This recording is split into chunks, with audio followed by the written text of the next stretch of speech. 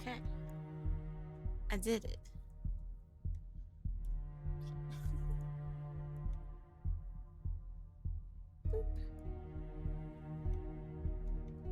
And now, I wait. Hello, Gab. Welcome. I just need to take a minute to brag. Hello, Fusion. Welcome. Because I start getting set up early enough that I ran into problems with the microphone and I was able to get it. Well, Novell helped me, obviously, get it fixed. And I'm still on time. Weird how that works, huh?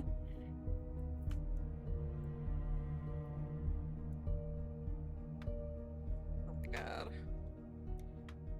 Why are you being like this? There we go. I am really doing my best, Gab. Truly.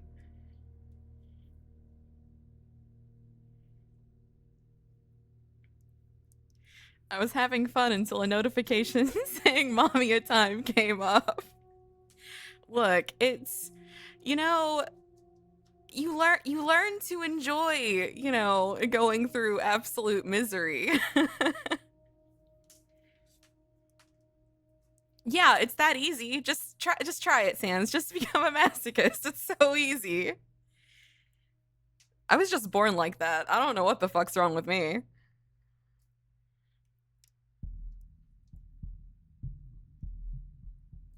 I watched the Haruki VOD to like 95% completion. I watched enough just cuz the kind of scene that the snow globe drop is makes me just unbearably uncomfortable for whatever reason, and I already knew the rest anyhow.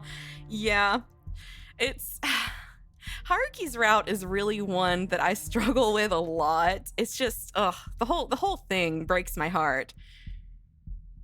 Good job, Sans, you did it. I'm very happy for you. Things will be a lot easier for you from now on. Or maybe they won't. They're not easy for me, so.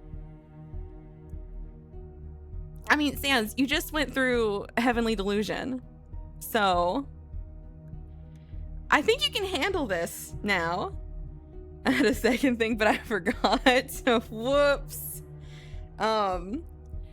Yeah, no, honestly, I think, Haruki's death scene is really rough for me, particularly because, Minato is right there and sees him and just keeps on walking, and it's just,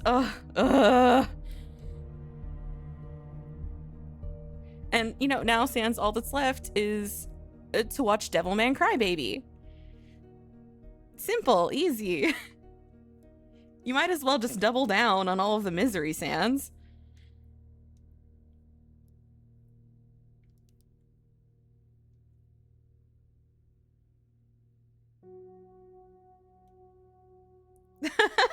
Male prostitute, ex-trans woman needs to be a ship consistently. That is my takeaway. Yes, 100%. I agree. To be honest, I think we need more male prostitute characters. Because, like, the only other one I can think of is Zap from Keikai Sensen. Who is one of the best characters in anything ever, and I love him very much. Two bads, always. Yes, that's right, Sans. Just double down. Well, I think I've delayed enough. I think we will get started. It's downfall time.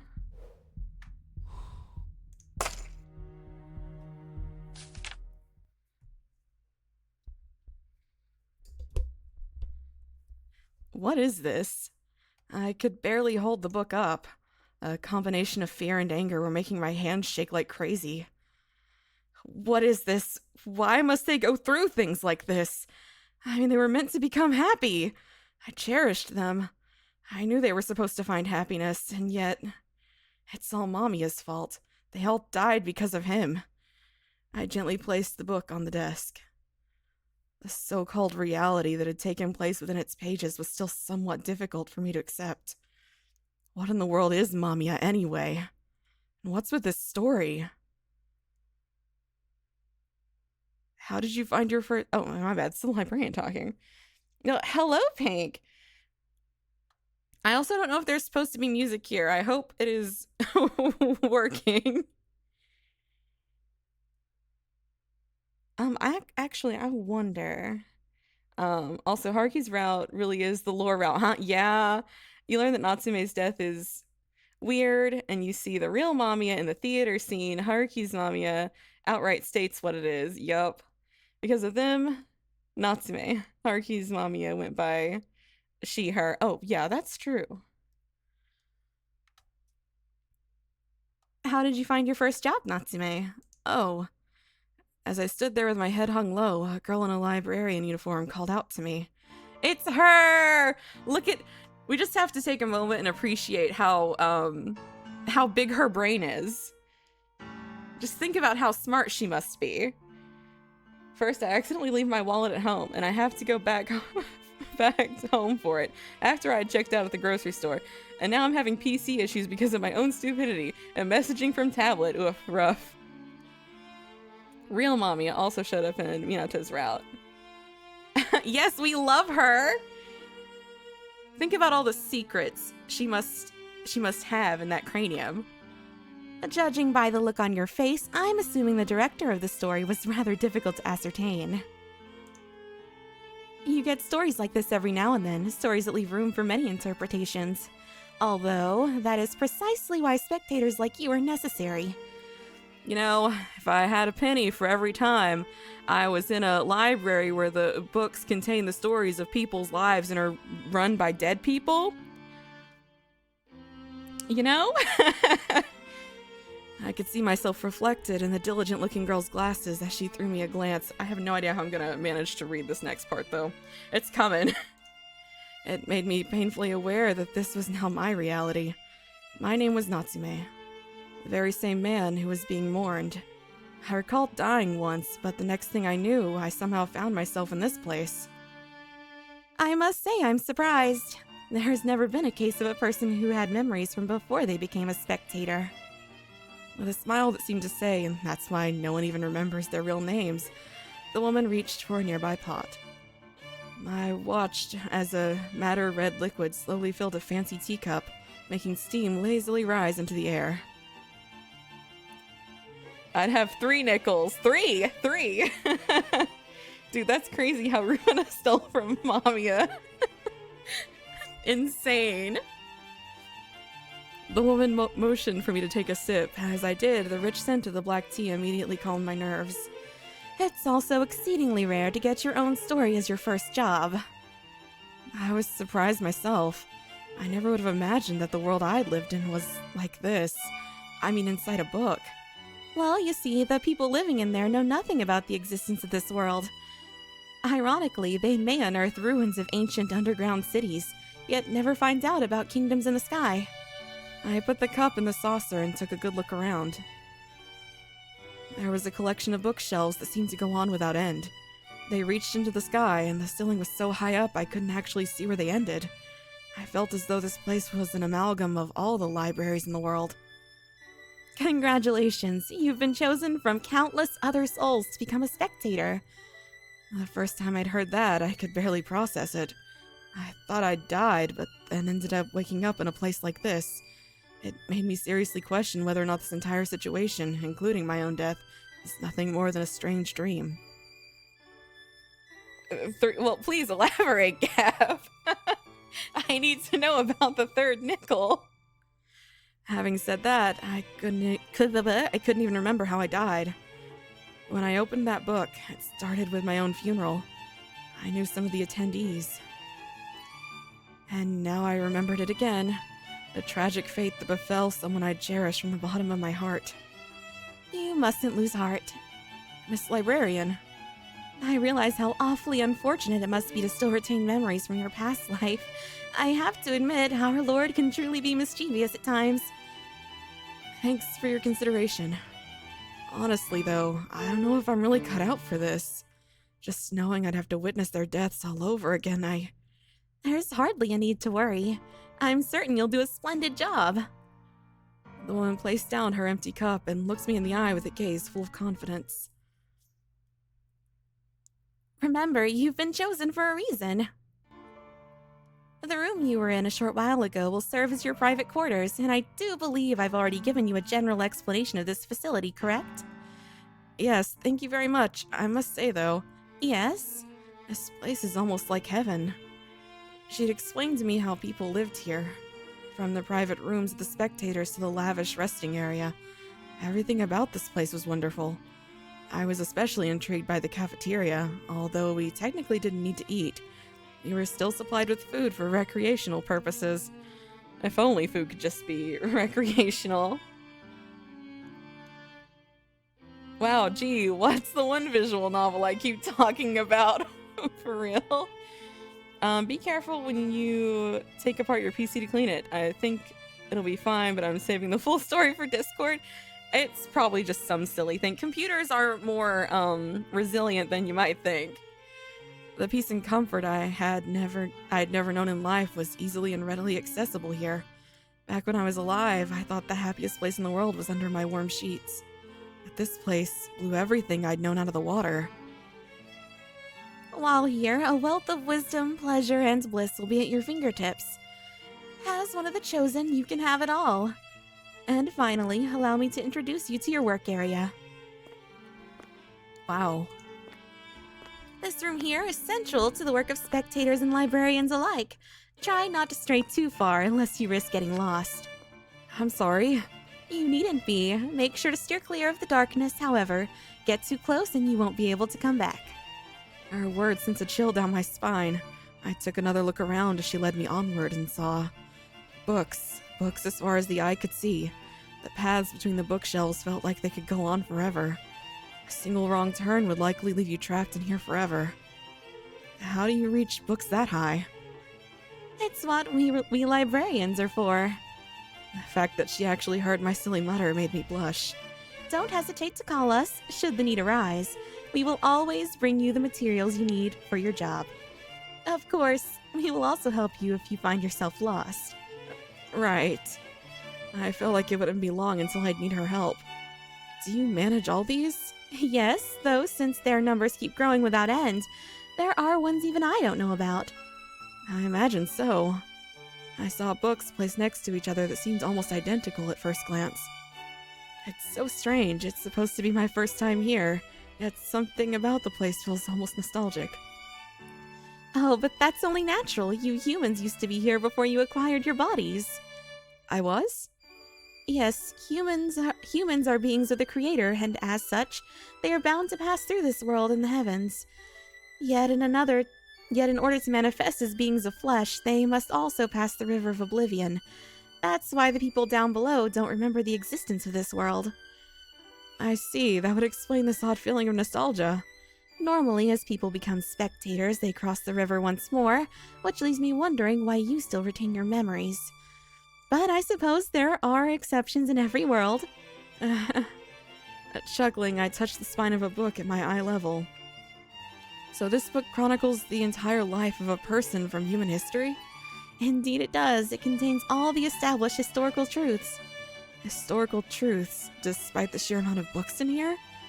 I learned my fair share of old history as a student, but even still, this amount seemed excessive. You guys literally played the Umineko fighting game for a pack. Didn't you remember a stage called City of Books? No, why would I remember that, Gab? Also, one thing I thought, every route, despite having the same starting point, is very clearly in a different timeline, since otherwise the ways characters intersect are outright impossible, especially for Kaito. So there's a non-zero chance that in Haruki's route, Minato is just literally a separate entity from Mina for whatever reason, depending on how weird you want to make things get. Of course, Occam's razor and all that, but I never know with this game. No, you really can't. There exists more than one world, you see. You might not know of them, but there are as many, if not more, than there are stars in the sky. Which I don't know if any of you have been, like, curious enough to, like, Google what a trichilocosm is, since it's been mentioned a few times. But it's like the billion-fold universe, where it's like, you know, universes and universes and universes and universes type of thing. So I think that, you know, knowing that definition, it's a Buddhist concept. So knowing that, I think, well, it's useful information. It's good to know. I did Google that as soon as I came across the word on my first route. Yep, I did too. And, funnily enough, the only thing I could find on it when Novelle and I played this the first time was just a Wikipedia article that was like a short paragraph. And now there's like a whole ass article about it that was posted like shortly after we finished it, I think. So I read that. It was interesting. You mean parallel worlds? She took one of the books and gave me a smile. I do like her. I do like the librarian.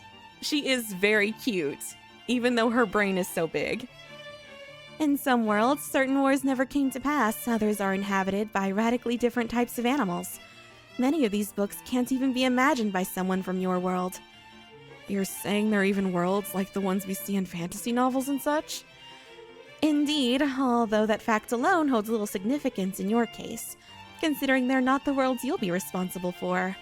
The histories and cultures of these worlds are slightly different, but their numbers are many, making it impossible for us to record all the events that occur within them. I'm assuming that's where us spectators come into the picture, right? She turned around to face me. You look exhausted. Why not have a seat?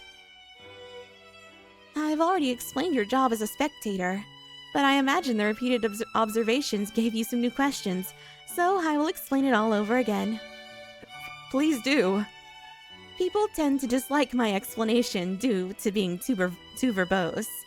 So instead, I'll prepare an easy to digest song.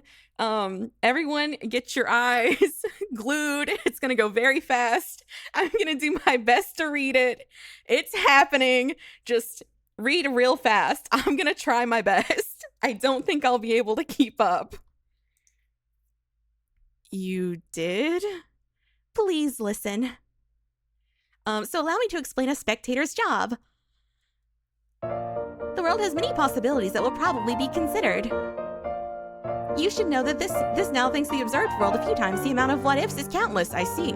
Let us compare stories that were already spectated in the story you were assigned to. The text of the stories without a true course are short, and you only get the gist of it. The text you are assigned to is merely a rough outline akin to the prophecies and fortunes. It is the bare minimum true course that our Lord, vast by an interpretal margin changes each time you see it. The spectator's job is to record the true course in detail and ultimately decide it. So there's hope, isn't there? They may have died, but if we give up, surely there's a chance that they'll find happiness, right? Listen, Mr. Natsume. This is really loud. They're objective spectators, logically, statistically, and astronomically. The stories you saw were nothing but, and they're like guns in a draft. If you're using the marketing lines you come across, now that you read the story again and again, and the most common positive is best suited for the true artist, but that's death. So you're saying that, and I have just said it as such. Indeed. Is there some other way to save them? I say that you're very diligent and careful, Mr. Natsume, or are you like this because... Oh my god. I can't keep up. Interference? Interference isn't a part of a spectator's job. Mere spectators are forbidden and restricted from doing it. It's heresy by the Lord. So, there, Mr. Natsume, do you understand? Let me say it again. You are to spectate this book and decide its true course. You're not allowed to interfere with it in any way. You are to look at the lines upon lines of possibilities, and as they're written in the ultimate story. That is the job of a spectator like you. So basically, he's not allowed to interfere, as we know. No interference. He can't do that. It's forbidden, and he must keep everything set on the correct course. Was I too fast? Should I sing it again? Wouldn't it be great if it actually slowed down after that point? I see. I don't get it. Oops, I bumped my head on my microphone. Yeah, so basically he goes through the books, make sure that history stays on the correct course. Don't, link click, past or present, past or future, leave them be, don't change anything. You've seen link click, right, Sans? You're good, MAMIYA! That happened. Hello, Pulver. So, I'll explain. Oh yeah, link click. Yeah, there you go. I haven't seen link click. I get it now. Yeah, there you go. So what you've missed, Pulver, is that Natsume, who is the blonde guy you see at the end of every single route, he has now woken up in a library that, and all of the books contain the lives of every single person in every single universe. And Natsume is now a spectator, and he must read the books that he is required to read and make sure that history stays on the correct course, and he is not allowed to interfere in any way. That is forbidden. What happens if he does interfere? I don't know. Maybe we'll find out. I mean, unless you want to see the explanation, Pulver, but you don't. It goes way too fast, even though the concept is very cute. Please never sing that song again. Thank you, Miss Librarian. No, I understood that completely. Oh, I'm so glad. That means all my nightly practice sessions paid off. With that settled, I'm looking forward to the fruits of your labor. I wish I had more confidence, though. The idea that it's my job to decide historical truths and how the stories will go, well, it's a bit too much. Why was I even picked to become a spectator anyway? I gotta say, this place sure is big. Unaware that I was lost, I continued talking to myself. What does it mean to observe, anyway? Will I have to keep repeating all that? I don't want to see any of them die ever again. If only I could somehow save them. He can't interfere, but what if history doesn't start going down the right path? Can he interfere? I think he's supposed to keep it on the correct path. He can't change it, basically. I want to read someone's book. You know, Sans, there's this game called Library of Ruina. Have you heard of it, Sans? You're lucky no one else heard that. You might have been seen as a dangerous element and promptly eliminated. Who's there? A mischievous, muffled voice rang out from the darkness. As I looked for its source, I found a door that seemed to have just appeared out of thin air. It didn't fit the surroundings at all. Are you behind this? As I brought my ear closer to the door, I heard a man's voice. It sounded strange, both standoffish and reverberating. You're the new spectator, aren't you? Yes, a pleasure to meet you. Yeah, sure. You should really be careful with what you say, though. At first, they go on about how you're the chosen one and all that, but spectators aren't exactly hard to replace, you know. Though, if you want to know what happens to dead people when they die again, be my guest and do whatever the hell you want.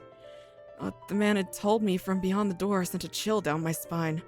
My instincts told me that the scenario he described would be a fate worse than death. Who are you? I don't have a computer! I know. I'm sorry. I'm sorry, Sans. It doesn't have to be. Pulver is right. Never suspected that dude was Natsume, but it makes so much fucking sense now. Right? I don't think I called it either. Hello, Wolfies. We will have the bees back, Wolfies. I promise. They will come back one day. Wait. What are we waiting for, Pulver? Didn't the librarian tell ya? Spectators got no names, just like you, right? But I do have a name. It's Natsume. Didn't this game begin with Natsume's funeral? Correct, Pulver. He is a dead person. He is dead. And now he's here, having to be the spectator. And he just so happened to get assigned his own life history thingy as what he is spectating, what he is observing.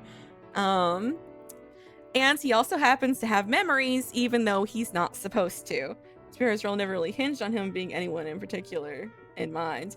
Did he fake his death? Or no, this is the afterlife, Pulver. He is dead. Like, he is dead. So Pulver, what you should infer about that is that he does, in fact, try to interfere. People are dead when they die. So true. So it's implied at this point that he is going to, or yeah, he's going to interfere. Oh really? What were you influenced by? Nothing, I just have the memories from before I came here. Now that's something. His tone had changed. I couldn't see him, but he sounded right in a way that was different from the librarian. which is why I chose to tell him something I hadn't told her. Actually, I can't say I approve of the stories I saw during my observation. That's so. They were my friends, and they were supposed to lead happy lives, but all their stories end with their deaths caused by some incomprehensible being called MAMIYA. That shouldn't be allowed to happen. Shouldn't be allowed, you say? Do you know something? No, I don't know anything about whatever you're in charge of. I just thought that spectators sure are a diverse bunch. Are you a spectator yourself? Who knows? What should I do? They're all people who deserve happiness. I can't just let an ending like this slide. I would do anything to make them happy, but... Spoken word has power, you know. Are you serious? I sure am. The person behind the door fell silent for a good moment. I simply continued staring at the heavy door, waiting for him to resume. And let me teach you how to interfere. Interfere? Didn't the librarian give you an explanation? Well, she did, in her own eccentric way. But she also emphasized that interference is forbidden, that we mustn't get involved. He interferes just like Link Click! Yeah! Just like Link Click! It makes sense then why he's talking to the dude who stayed behind at the funeral service, so I guess this is before he talks to that person at the end of the prologue. Yeah! They're all about that efficiency, and they don't like needlessly spicing up the story set by our Lord. Most ordinary spectators see it as too much of a pain and don't even try it. But you, tragically, are no ordinary spectator. Exactly, I still retain all my memories of them. So you want to ensure that they end up happy. Obviously, there's always a chance that you'll fail and nothing will change. Your safety isn't guaranteed either. You might end up dying yourself while in the story. But I'm already dead. Interference means you'll no longer be spectating from a safe distance, and instead become a character in that story. So yes, you can absolutely die all over again. So, what will it be? Will you keep on observing as your friends die, or risk your own life to try and change the ending? The choice is yours. Life in this place does sound tempting. There wouldn't be a single dull moment. But if it comes at the cost of their happiness, I don't need it. For that, I wouldn't even mind dying. Do you have any idea what you're saying? You don't have to die anymore, yet you're still willing to take the risk? Well, I'm already dead. But that means precious little in this world. You made it here, didn't you? Still, I don't care how many times I'll have to die. I just want to give them the endings they deserve. I want that too, Natsume! I want that more than anything! Which this makes this the prologue to the prologue. Does the end of the prologue mean it's the beginning of Natsume's interference? And that's where the real game begins? I would say at this point we are in the game now. It's happening, and we can do nothing to stop it. All right. There was a book with a black cover before me. I took a deep breath as I looked at it. I would interfere with the story. A mysterious person behind the door told me I could do it, but I had no idea if I could even trust him. Just citing historical truths, huh? I gently ran my fingers along the cover. This brief written work contained countless possibilities, and I had to pick one of them. In that case, let it be a different possibility than the ones before. I pleaded before reading the first line. Tokyo, during the year in which the world was prophesied to end. MAMIYA died. Under a dull, monochrome sky, the rain fell heavy upon the concrete below. 4 silhouettes had gathered, yet the gloomy weather hid their expressions well. None of them had umbrellas hanging their heads. They merely stood in place.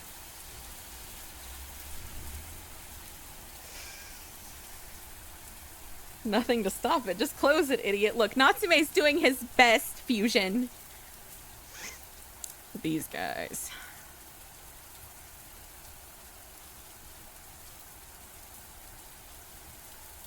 None of them showed any willingness to move, let alone speak. The tallest man in the group stood with his arms dangling powerlessly at his side while the heavy rain drenched his dark, inky locks. Hello, Peg. Welcome. to a very sad game. Even covered in droplets, the large glasses of the man to his side did little to hide the pain in his expression. The dark blue blazer of the young man next to him was completely soaked, making it weigh heavy on his shoulders. The last person was a beautiful young girl with chestnut-colored hair. A veil of grief had come over her eyes. She bit into her tiny lips, seemingly as if to hide her emotions. It was a mystery what the four had in common. Hello, RC. Welcome to Donnie's Emotional Torture Tactics. Look, by the end of this, if you all don't have Stockholm Syndrome, I did something wrong. Are these all the side characters? We'll see, Fusion. We'll see. We will see. All of them seemed deeply hurt, but they weren't supporting each other. Anyway, rip MAMIYA. Fucking hate that guy. It was evident they were all strangers. Suddenly, someone broke the silence. MAMIYA. None of the four had the energy left to tell which one of them had spoken up. However, the name made all four of them look up. And then their eyes finally met. They stared at each other with pale lips and faces. What is this? I hadn't interfered at all. I was about to spectate, like I had many times before, and the story was supposed to begin with my funeral. And yet... Where did they go? Where are Kikuchi-ryo and the others? I want to find out about the entity that brings them pain, MAMIYA. What's this about MAMIYA dying? MAMIYA died? It was hard for me to believe that the mysterious being that had spread so much malice could die so easily. More importantly, who are these people? I spent a moment in thought, but came up with no answer. For now, I'll just see how the story goes.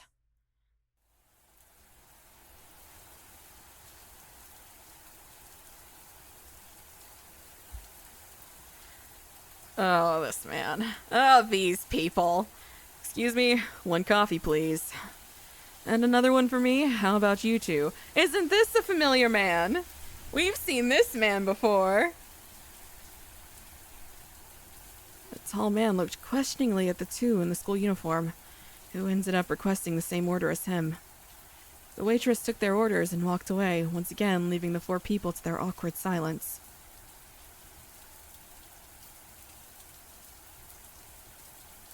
They were drenched in rain. The warmth inside the cafe had dried them up a bit, but they could still easily catch a cold. None of them seemed to care, though. They had something far more important to worry about than the cold. The girl who'd been trembling finally broke down in tears. MAMIYA. That guy with the glasses? That guy is why I even tried that connection. Yeah, that guy. No one said a thing. Not even a word of consolation. I simply felt the weight of the silence pressing down on them, almost as if they themselves were crying. Here's your order, 4 coffees. The silence was broken when the cold-eyed waitress... Excuse me, 4 coffees? She's not having it. Returned with their drinks. Regaining some of their composure, the 4 watched as hot steam billowed up from the coffee. Some began drinking right away, while others suffered in silence as they remembered him. What would you say to some reminiscing? The suggestion came from the tallest man. Reminiscing about what? What else? MAMIYA, of course. The very air seemed to freeze around them. It felt as though the coffee would go cold in a matter of seconds. So, how about it? I think it would help us process things and get our feelings in order. His silent tone made him seem emotionally unfazed, which only served to amplify the anxiety of the other 3. In fact, not even he knew why he had said something like that. He didn't actually want these strangers to know about the memories he had shared with MAMIYA. However, he did want to know how MAMIYA was reflected in their eyes. This conflict was shared by all 4 of them. You start then. You're the one who suggested it, so it's only fair. Very well, I'll tell you about the MAMIYA I knew. I'm back. What, miss? MAMIYA is fucking dead. That's about it, then. Honestly, I couldn't remember when I met him. He was always by my side as an invaluable part of my everyday life. I'm using him and he, but even now, I don't actually know his gender. Do any of you know if he's a man or a woman? Was this asexuality of his a product of his youth? Many say that when boys are most juvenile, they're closer to girls than ever. MAMIYA seemed to be this idea made manifest. He had the smile of an omnipotent god and ill fit for his otherwise small frame. I could remember myself often thinking about the sanctity he seemed to emanate, left no room for sex or sexuality. Hold on. Yes? Everyone listened to the tall man's words with puzzled looks on their faces, but the one to speak up first was the beautiful young girl. He did admittedly seem somewhat androgynous, but he was clearly a man. Really, I couldn't tell at all. Are you serious? Give me a break. You could tell just by looking. He was easily taller than this guy here with the glasses, and he had his Adam's apple sticking out. Getting singled out by the girl surprised the man in the glasses, but what she actually said confused him even more. The tall man slightly parted his lips and waited for the girl to continue. MAMIYA, he taught at my school. He was a science teacher with a haircut trimmed at the nape of his neck who always wore a lab coat and a turtleneck. I got the impression he was popular among female students. While also being well respected by the boys, he was good at teaching. He used to smile all the time, almost sadistically so. He had these large, bony hands. I mean, I hate men, but his hands were special. They always calmed me down. MAMIYA was always sensitive to the nuances in other people's hearts. He also knew exactly what was going on in mine. He didn't tell me where he lived, how old he was, or if he was even married. But that school was a dreadful, suffocating place, and MAMIYA was the only one I could unconditionally trust. Who are these people? These are people who knew MAMIYA. So MAMIYA always dies. We'll see. That ain't right. The next to speak up was the man in the glasses. He was the only one to have emptied his cup of coffee.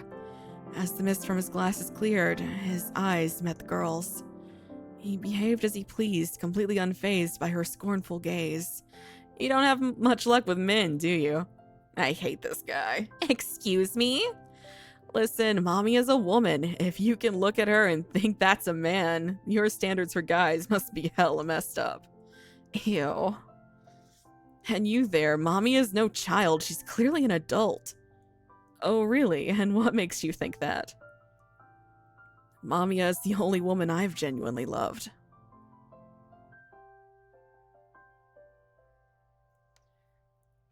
I doubt anyone else will have such a huge impact on me. Not in this life, that's for sure.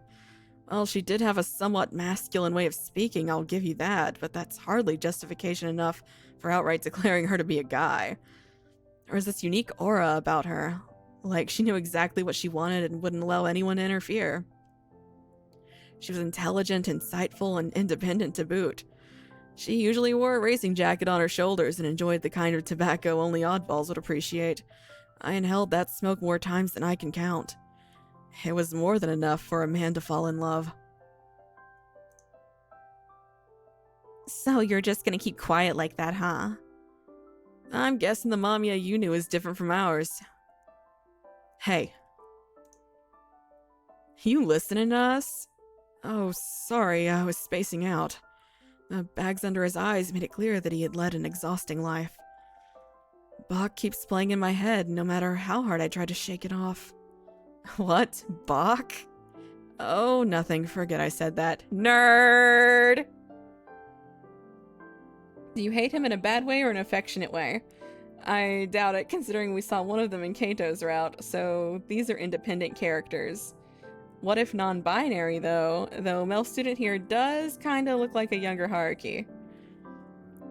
MAMIYA and we were just friends. He'd been at my side for as long as I could remember. He looked out at the world with large, curious eyes and wore a school uniform that was different from mine. I wasn't even sure if he went to school, though. I figured he had his reasons, so I chose not to pry. I've lost count of how many times his distant attitude and boundless self-confidence helped fill me with courage. I really can't say we met often.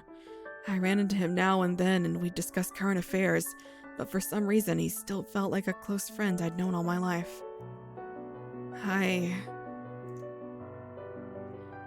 None of our MAMIYAs match up, huh? Hey, I got a question.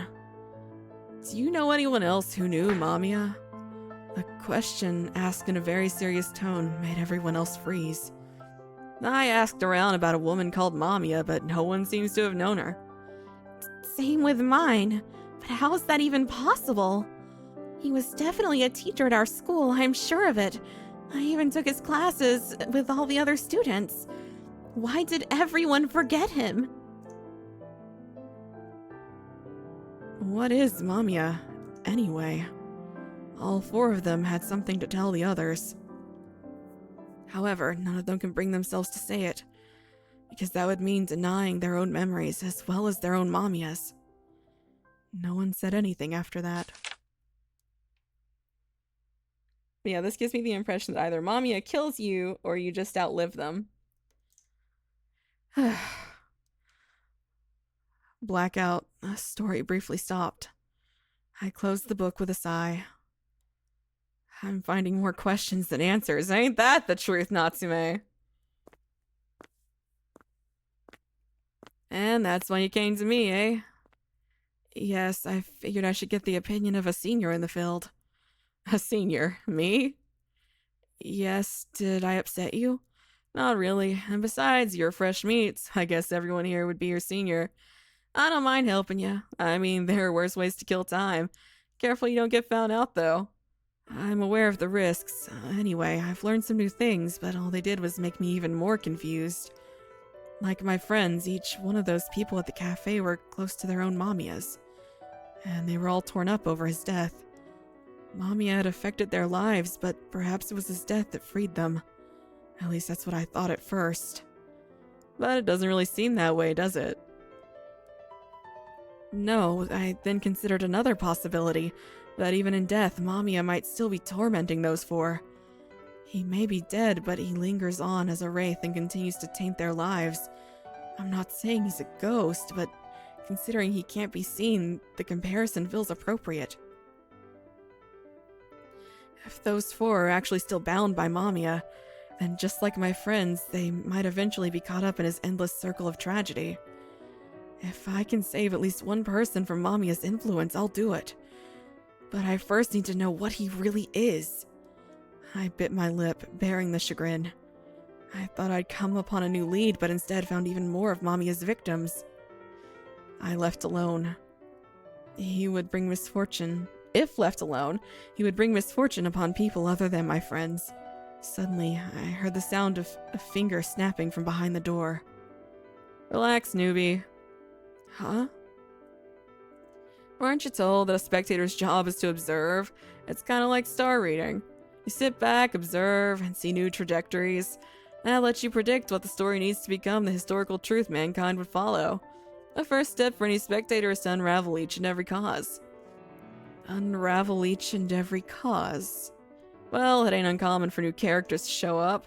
What's important is to find the common link that connects them to the stories you've already observed. So it's like a book that leaves so much up to interpretation that completely different characters and scenes could be involved in similar situations and thus get mixed up. Man, you know, really glad I'm playing this, yeah, a second time. Exactly. The people at the cafe and my friends, the one thing they had in common was MAMIYA. So their involvement with MAMIYA was enough to insert them into the historical truth as a what-if. That confirms my suspicions. Those 4 are also in MAMIYA's clutches. I didn't know who they were, unlike Kikuchi Ryo and the others. They weren't my friends in real life. What I did know was that they too had fallen prey to MAMIYA. I can't just watch and let even more people suffer these tragedies. I clenched my fist, my body trembled with anger. I appreciate your help. So, what you gonna do? I I'm gonna observe them for a while longer. Their story might contain a hint that could help me uncover Mamiya's true identity. That's so. Best of luck then. Thanks, he says. You look so happy. He said thanks.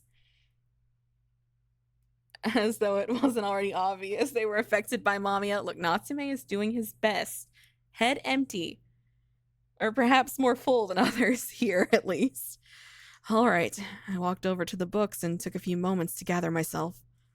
I would shy away from no amount of detours if it meant I could save my friends. I'll find out what Mamiya is if it's the last thing I do. I focused my consciousness.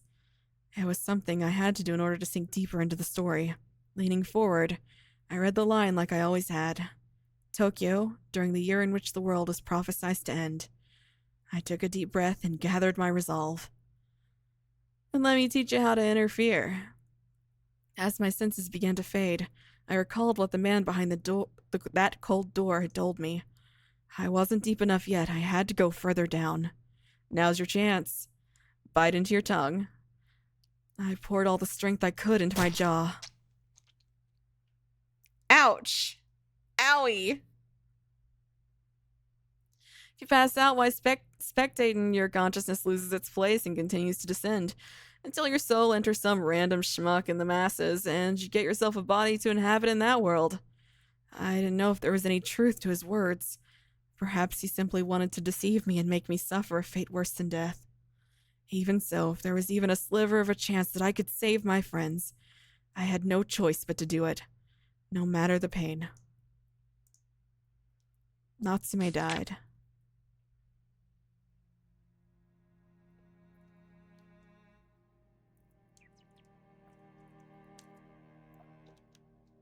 Well, I mean, it got the job done, Fusion. That's what matters at the end of the day. Huh? I'm back at my funeral again. What happened to the people from the cafe? As one question after another raced through my mind. Oh, sorry. It's my fault, really. Wait. Without even thinking, I grabbed the hands peeking out of his blazer. Do keep in mind that it is forbidden to interfere with a story.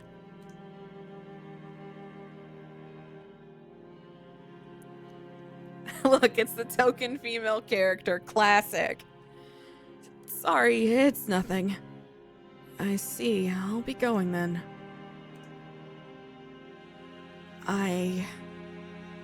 My funeral went on just as it had every other time I'd watched it.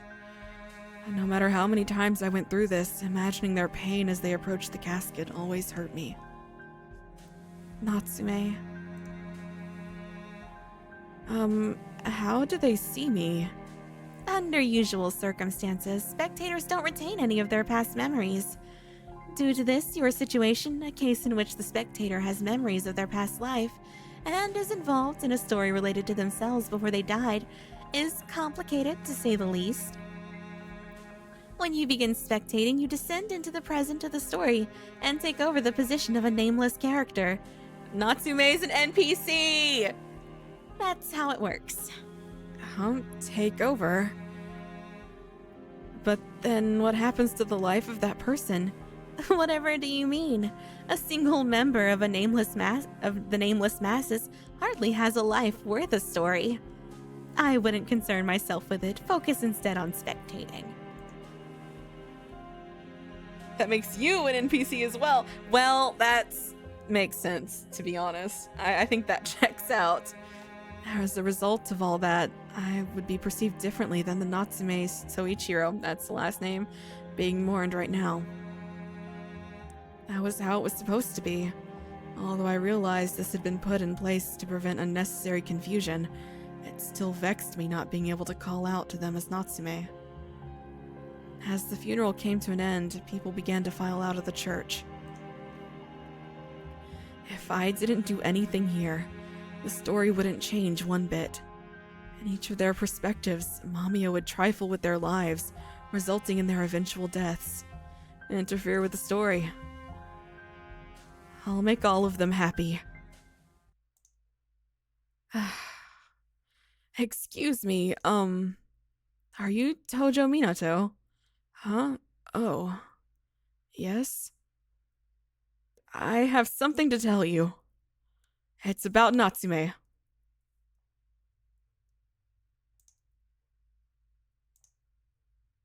They're like, yes, I'm listening. What's this about Natsume? I came 'cause he said it concerned me.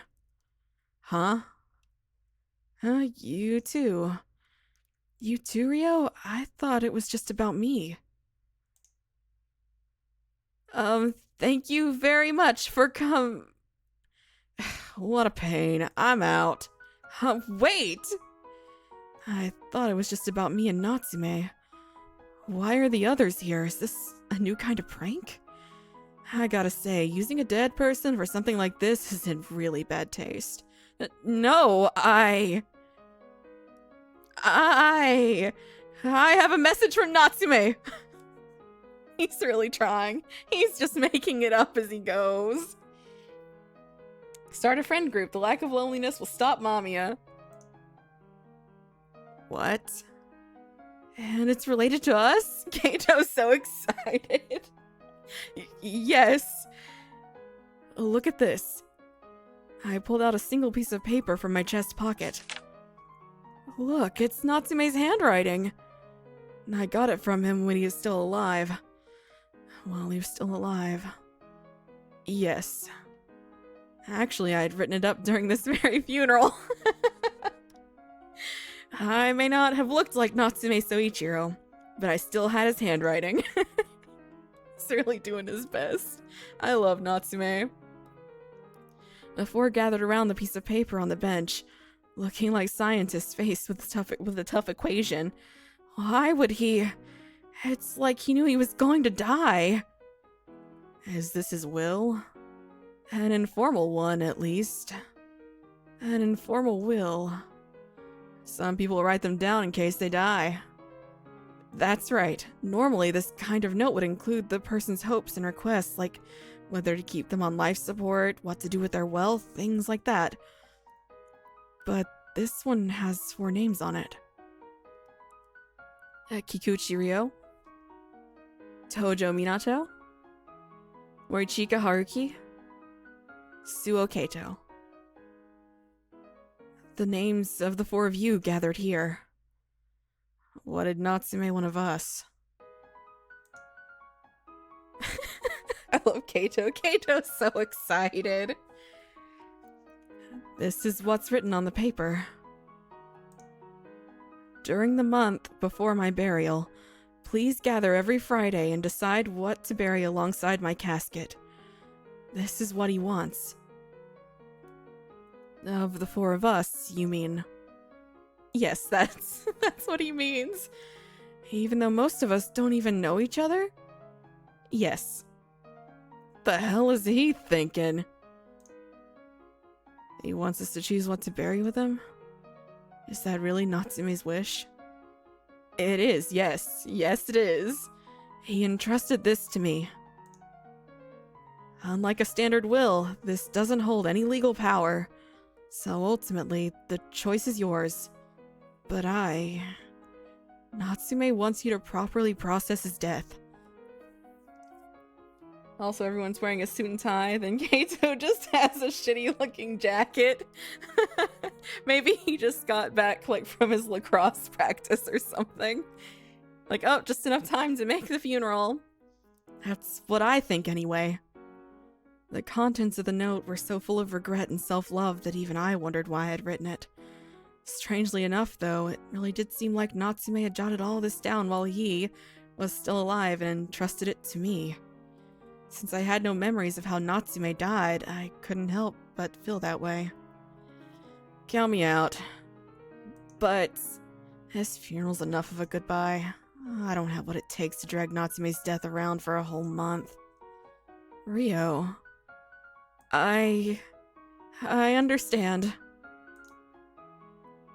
I want to do this. Huh? Of course he does. We would meet up, talk about Natsume, and decide what to bury with him. This is kinda embarrassing, but it still hasn't really sunk in for me that he's gone.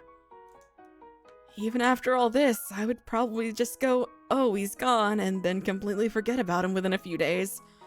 And then life would go on as usual. That's totally normal, though. What's the big deal? That's how you're supposed to treat the dead.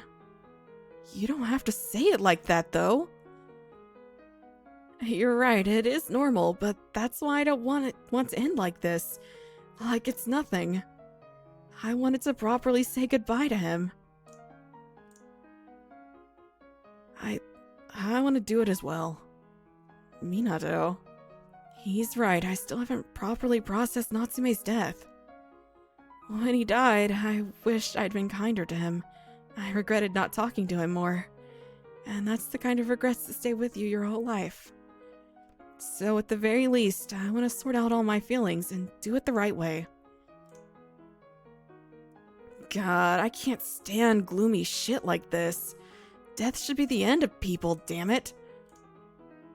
He didn't even keep in touch, so why would he choose me? Fine, whatever. Guess it's only for a month. You're willing to do it?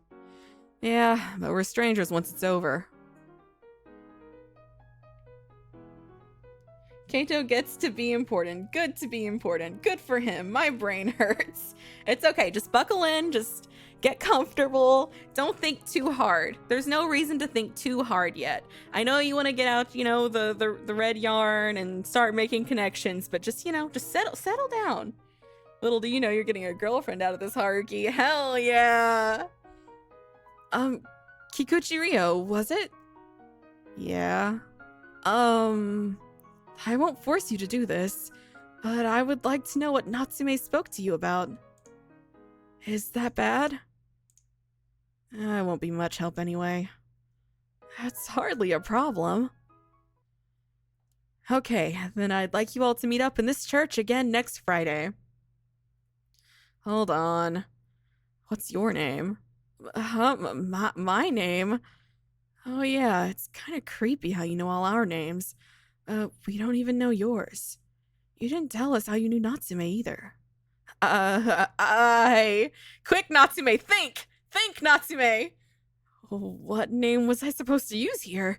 Seeing me act so perplexed, they all gave me justifiably suspicious looks. Don't think too hard, it'll give you a headache. Yeah. Come on.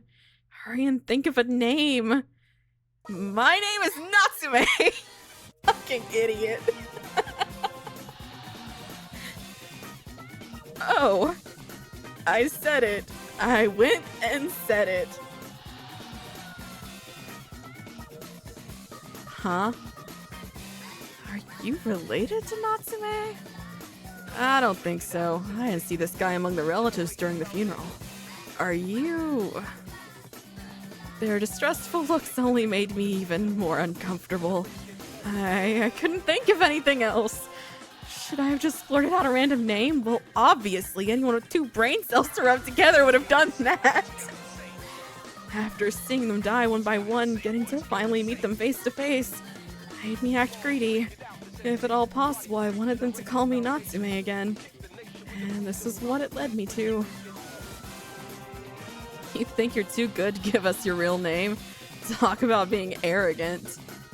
Are you messing with us? I can't say I appreciate being the butt of a joke. Is that your actual name?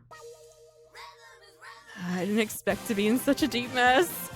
I'm sure it's just a coincidence. Oh, Kaito. Natsume isn't that rare of a name, after all. That's so. Yes. I'm really sorry I hesitated to reveal my name, because I knew it would only end up confusing you, but I can also understand why it would make you mistrust me. The bottom line is that I'm not his relative, but my name is also Natsume. You could have just said that from the start. You Suo Kaito. So, how do you know Natsume? Oh, We happened to run into each other in town. You're so good at this, Natsume. Really? And he gave you a note that important? Morichika Haruki's gaze was positively piercing. I had to make this seem feasible, otherwise they'd never agree to meet up again. To be able to reasonably keep in touch with them, I had to make sure they still trusted me. I needed to think of a good explanation. I should save.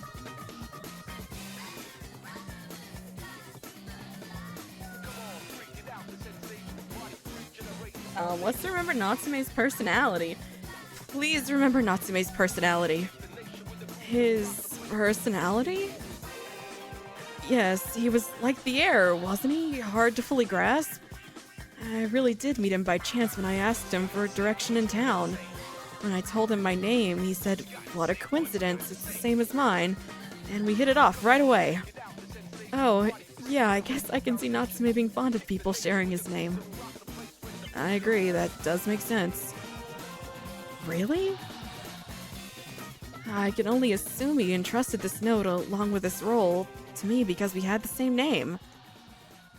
I think having a stranger with the same name convey his words was his what? His sense of humor at work, probably.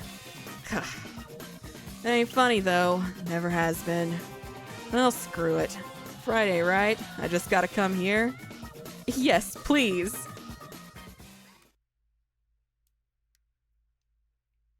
Left alone in the church, I sighed. The lively atmosphere from before had been replaced by an almost oppressive silence. Friends I thought I'd never meet again, and Natsume. The five had now agreed to meet each other over the next month. I could have never reached this point by remaining a mere observer. So I need to make absolutely sure that everything goes well. If I had stuck to my job as a spectator, I couldn't have achieved any of this.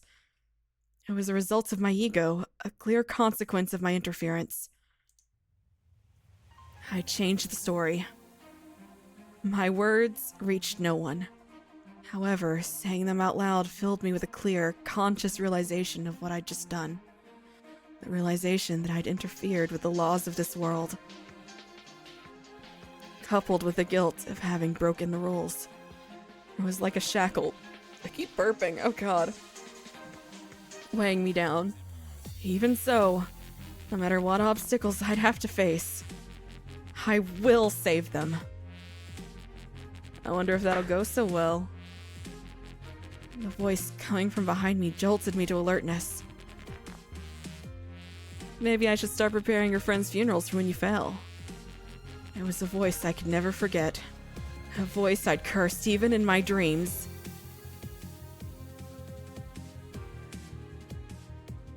There he is! What do you say, Natsume? MAMIYA.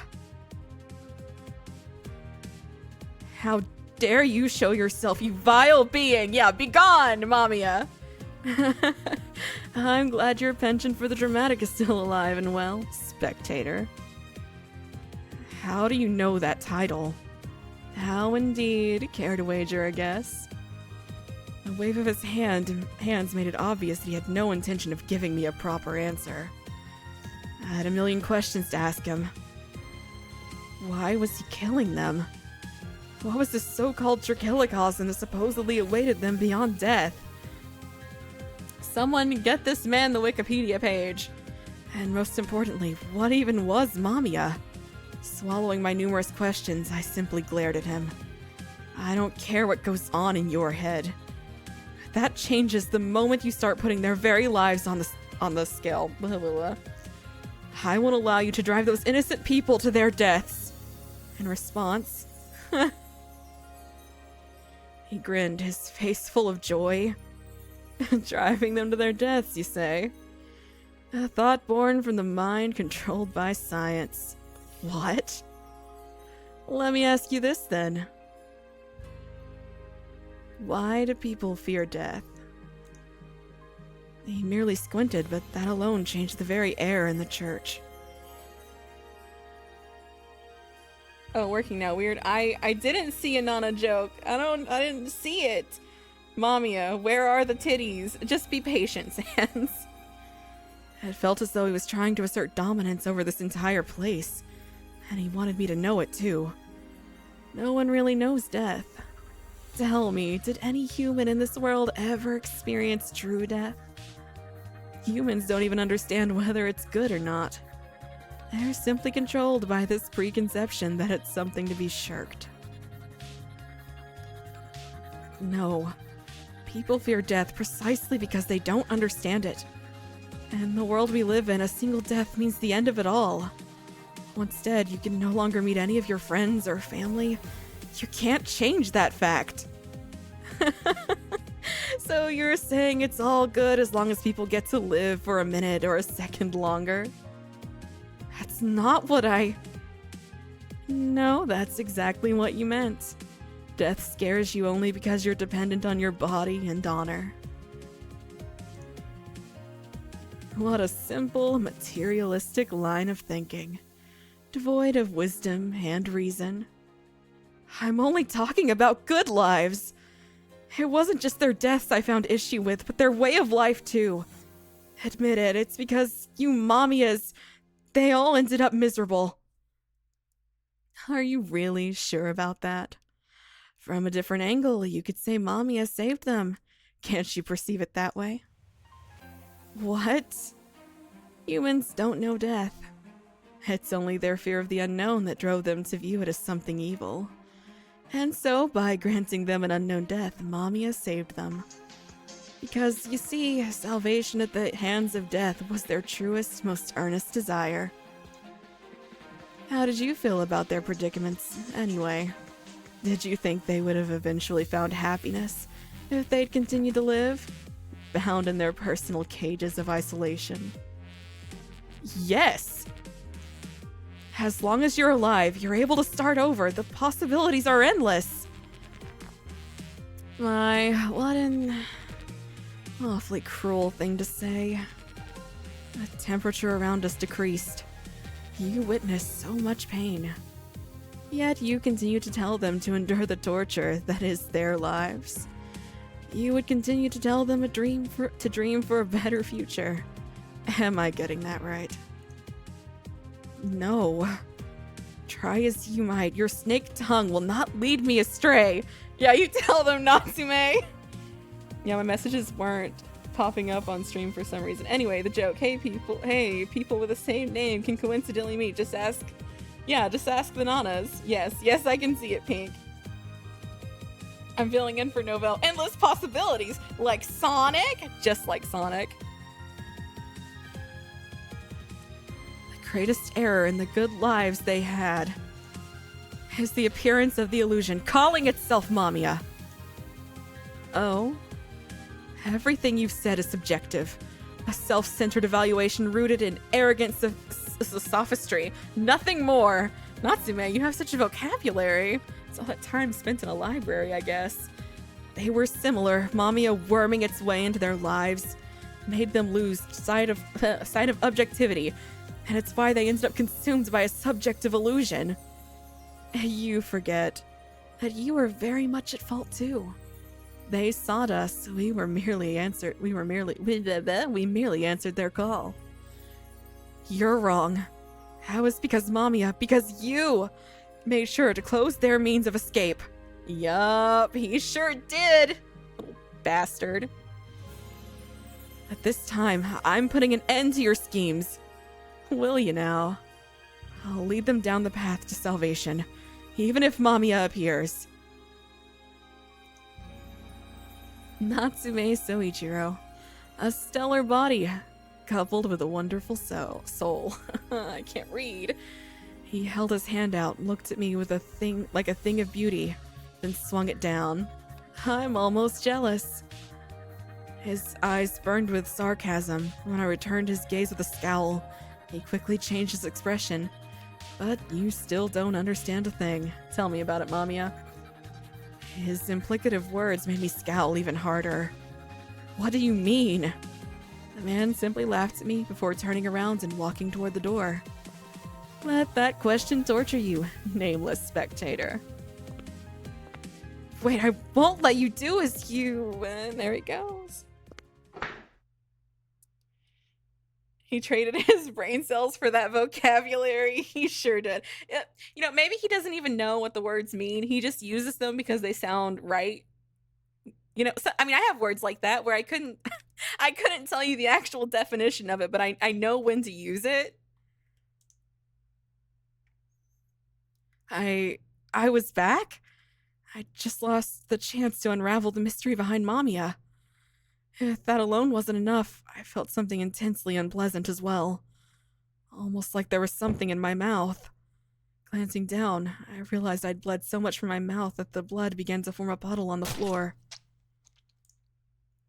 I shoved my hand into my mouth and started frantically moving around what I found inside. I grabbed hold of my tongue and stabilized my breathing. Before I knew it, my tongue had completely healed. The feeling, combined with the sight of blood, made me remember. Right, I bit into my... Are you all right?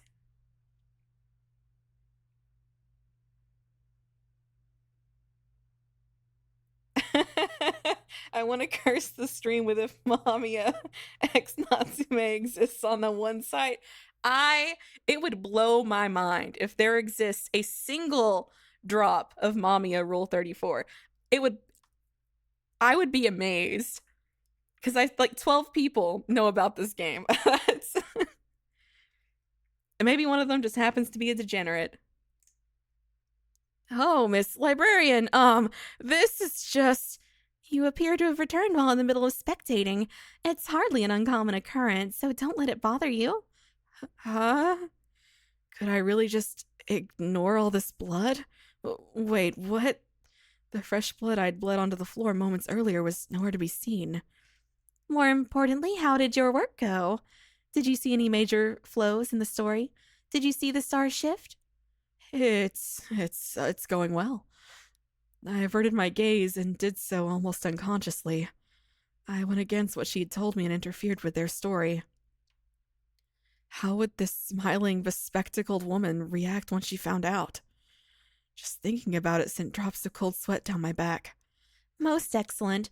A fatigued worker is a poor worker. I would advise you go rest now. Thank you, I will. I couldn't bring myself to look her directly in the eye. She taught me all the basics when I was lost and confused, yet I repaid her kindness with betrayal. Even so, I want to find the path that leads to their salvation. Alone and surrounded only by books, I joined my hands together and hung my head in silence.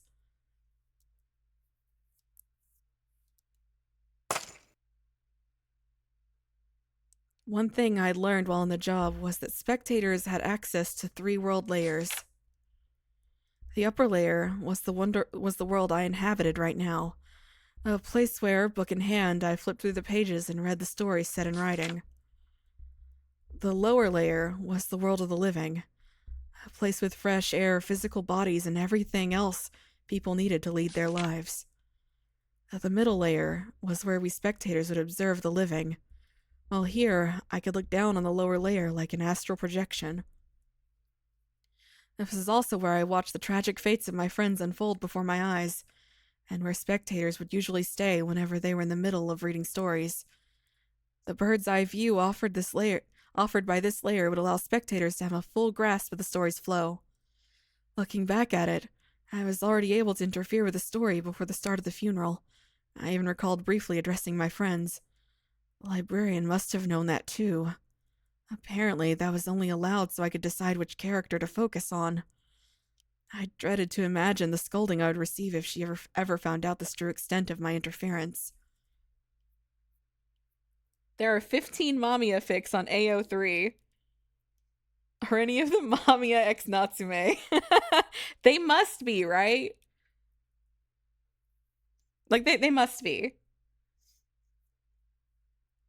It would also be nice if I didn't have to bite into my tongue ever again. Anyway, I was now interacting with the story of the 4 people I saw at the cafe. For now, I decided not to interfere and instead focus on merely observing them from the middle layer. I'll remain objective here. Telling that to myself, I strained my ears to listen to the ongoing story. God. This song! I can make number 16. Peg, please. Please. And, make it Haruki X Minato.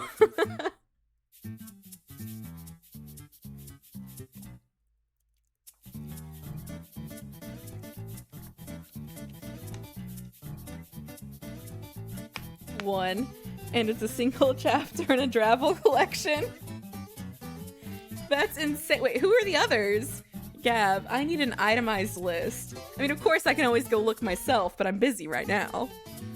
Hey, hands off my meat!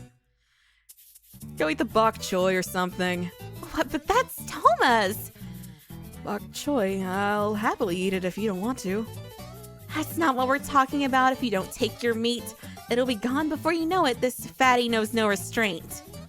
Come on, even this guy's eating nothing but meat and tofu. What about the veggies? I'm against eating vegetables by principle. Okay, Samejima. Oh, these king oyster mushrooms are pretty delicious. He's right, Nigaki. They're pretty great. Are you even listening to me? Eat your gosh darn meat! 4 of them continued to argue, while sitting around a simmering hot pot. I'll give you a list. Wonderful. Haruki X Mina, thank you very much. Okay, yes, you're right. You're right, Fusion. You're right. Haruki X Mina, correct. A few days ago, MAMIYA really does exist. Otherwise, how are we even supposed to deal with these feelings? All they could do was nod. They felt that everything would vanish if they didn't. The 4 of them had all dealt with the loneliness and isolation that came with having wildly different outlooks from their peers. For days, they were alienated, misunderstood outcasts, but now, they finally found others who were on the same page as them. What would you say to sharing a room? We could spend our time discussing our memories of MAMIYA. Things moved quickly after that. Samejima prepared the residence while Arisugawa, that's such a name, gathered the electrical appliances. Ah, yes, the pink house. I see the vision. I write. Yes! Yes, Peg! The vision is male prostitute, ex-trans woman. Yes! Yes! Samejima had found a large pink house. The fucking pink house. It was far from convenient, but it allowed for distances they could all tolerate. Toma didn't have much luggage, but Nigaki brought over a number of packed cardboard boxes. By late December, the 4 were already living under the same roof. If you ask me, the key to happy cohabitation lies in setting down some rules. So I say we agree on a couple, starting with the dishes. On Mondays, it's Arisugawa, Tuesdays, me, Wednesdays, Nigaki, Thursdays, Samejima, Fridays, Arisugawa, Saturdays, me, Sundays, Nigaki. Objection. Sustained. Go on. Why do I have to clean twice a week while this guy gets away with once? Oh my. A week has 7 days and there's 4 of us, and Samejima's really busy, so we probably can't be here on certain days. You're saying I look like I've got loads of free time? Well,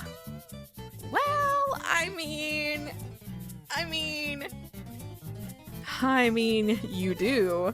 You use the house more than any of us, so it's only reasonable you do the dishes, no? You want to take that outside? Yeah, fight him! Fight him! I would pay so much money to see those 2 fight each other. That's all of them. Natsume and Mamiya.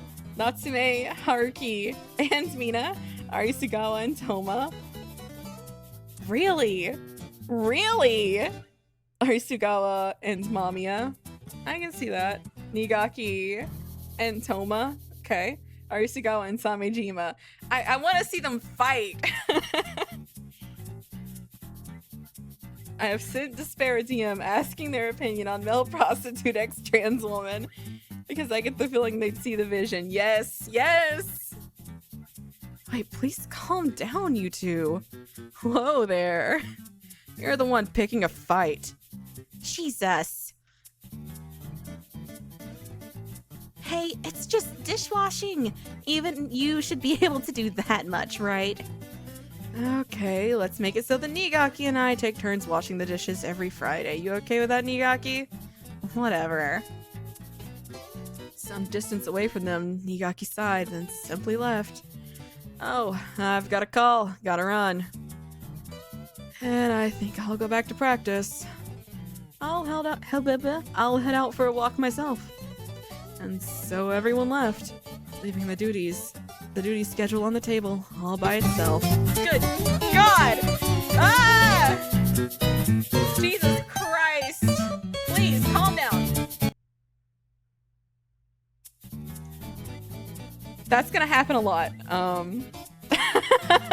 So we'll just have to get used to that. This game sometimes, yeah, it has some audio.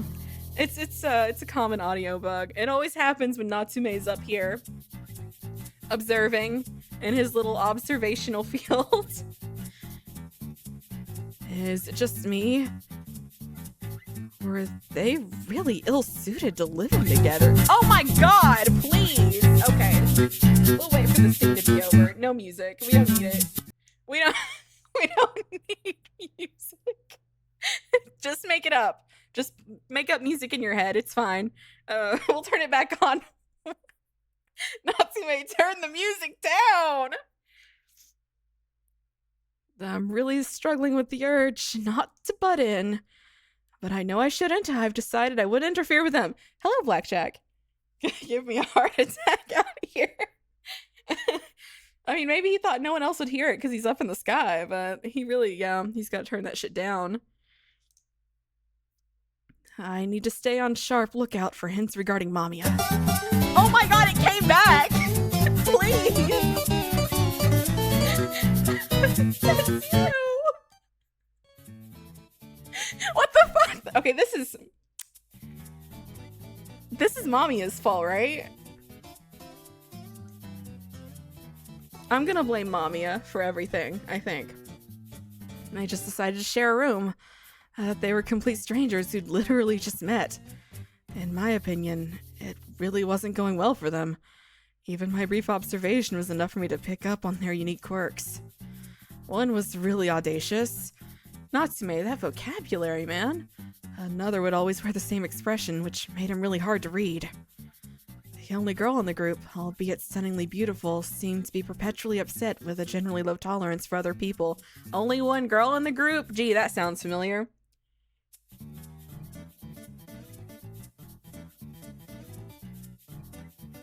True, when in doubt, blame Mamiya. Absolutely. Fuck that guy. The last one had a calm personality and appeared to be the glue holding the group together. They all seemed to live life at their own pace, which inevitably caused many clashes. This was especially true for the two adults. Arisugawa and Samejima were woefully incompatible. Oh my God, please! This is ridiculous. I do not remember it being this bad. Please, calm down.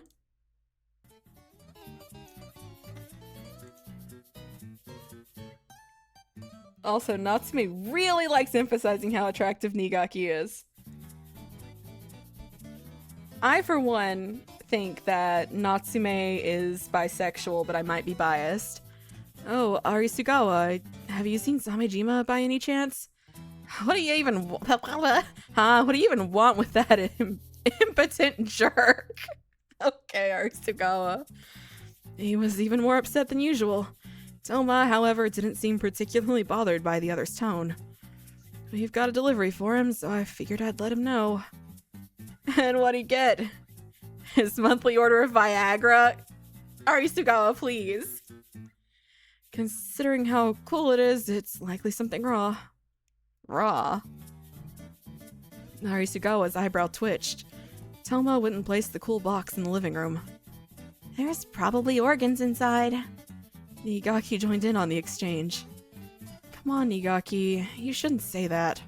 He does kind of creep me out, though. Here's an idea. Let's use this as evidence to have him thrown in jail. It's a heart. Okay.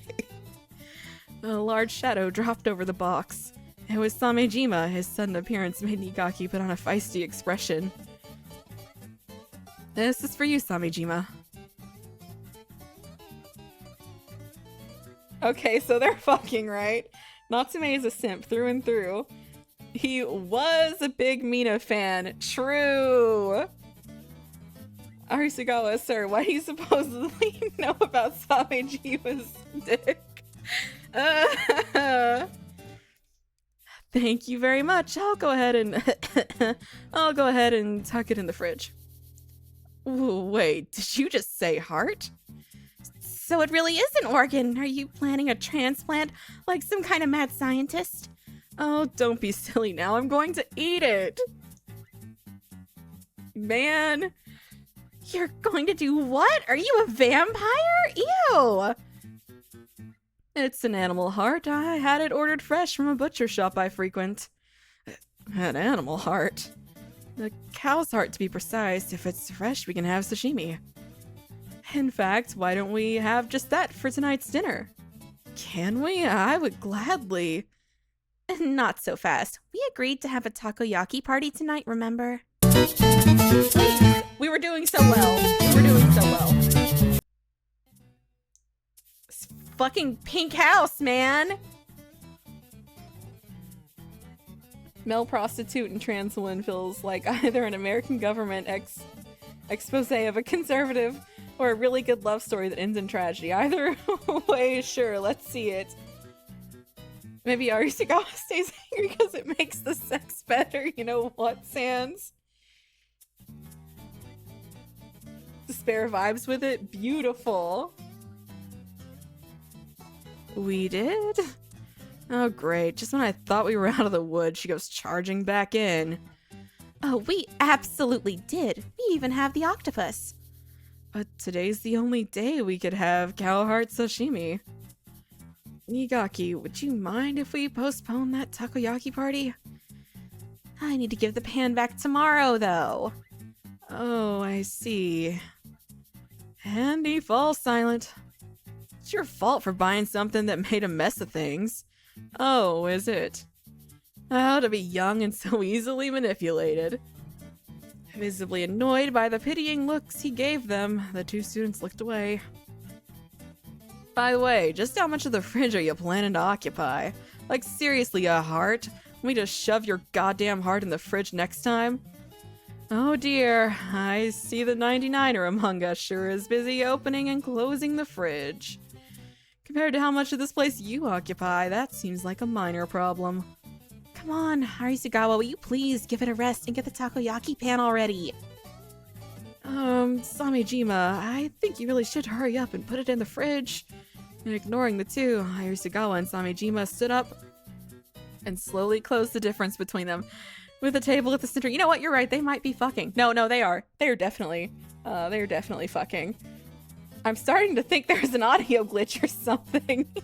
Are you sure? I'm not so sure. I don't know. Everything seems pretty normal to me. Someone give this girl her octopus already. I think you're getting something wrong here. Guess I might as well use this opportunity to clear things up for you. If you're thinking of assaulting me, go right ahead. You're the one who will be arrested. Oh, reminder that this man is a cop. They are having passionate gay sex, and you can't prove me wrong. I can't, and I won't. Only if you start having enough energy left in you to call your buds. And how about you? Wait, he is is Haruki horny? Oh, absolutely. 100%. And how about you? If you're planning to call an ambulance, now's your only chance. Damn! Where's the freaking takoyaki pan? The heart will spoil and won't be any good for sashimi! I hate these people. Every single one. In this fucking pink house. I hate them all. Assault me if you want, you'll be in cuffs. Definitely fucking. Too kinky for that not to be the case. 100%. What a mess.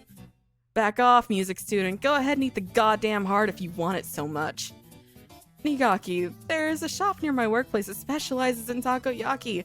I can go buy you some next time.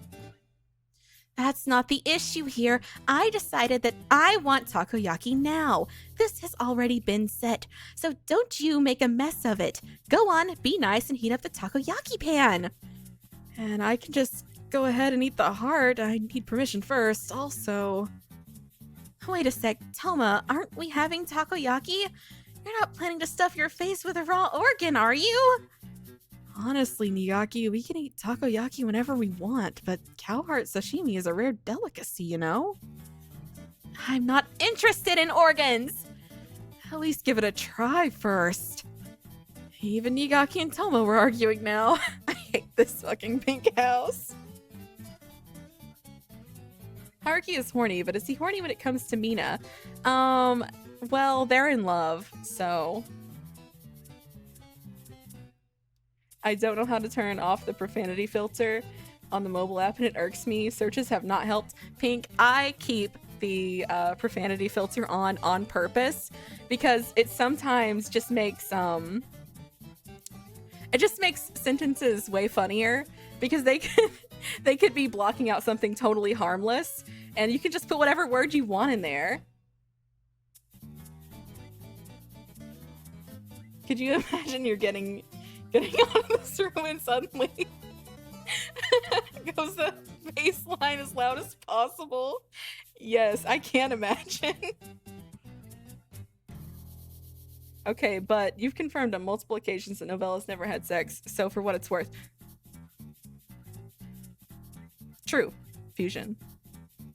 Just using my imagination. I slid in between Arisugawa and Samejima, making the two adults raise a curious eyebrow. Hey, you're in the way, goddammit! Go the hell away! Excuse me? This isn't your house. Why would I even listen to you? Because I've been here the longest. So you finally admit it. When you really think about it, though, I was the one who found this place, so technically it's mine. Now, if you would please move aside. If I do, she'll start our takoyaki party. Why won't you let me? As their argument continued to escalate, Nigaki snapped and pointed at Arisugawa and Samejima. I need to drink water. Oh no, Pink, I am 100% serious. I keep it on purpose.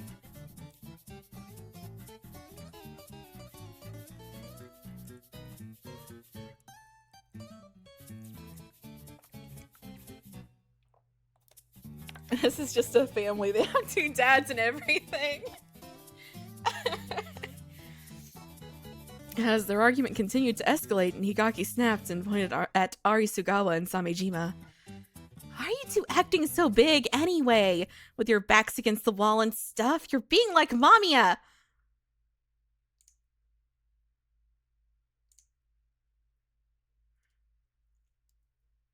She said the word. The heated air cooled off in an instant. Yeah. MAMIYA did that all the time.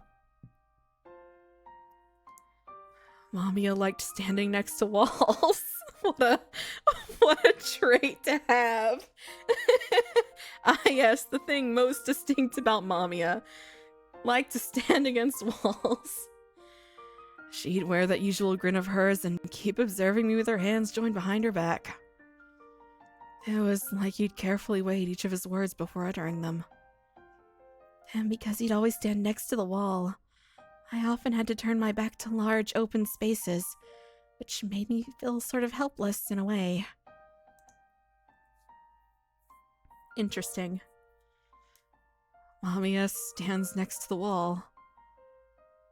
Yeah, she really did that. Oh man, it sure makes me happy to talk about MAMIYA.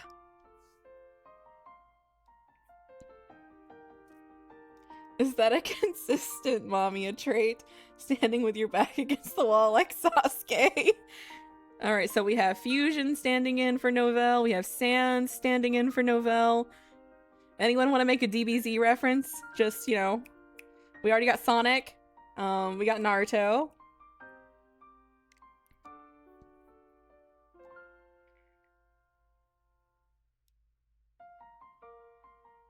Haruki is a slut and Mina wants Haruki, so she doesn't mind in the fic. Over 9,000 there. Yeah, that's how loud the music gets. Yeah, perfect. You got it, Gab. Hey, I take I take offense to that. I would make that joke regardless. Well, you know, Pink, you're in charge of the Joe joke. Get the JoJo joke out there. Still standing, the four exchanged a hearty laugh. The argument, the raw heart, the takoyaki, they all seemed so pointless now. In the end, they decided to cook the heart like they would have cooked takoyaki. They were just happy to share their memories of MAMIYA with someone. Don't do it. Natsume, don't do it. The four of them could barely get along, but reminiscing about MAMIYA managed to bring a smile to their faces. The profound peace that these stories had given them made me painfully aware of just how much joy MAMIYA had brought into their lives. Okay, he didn't turn up the music. Back against the wall, like how Saiyans get a bullshit transformation when they're about to lose. Why is everything censored for everyone except me?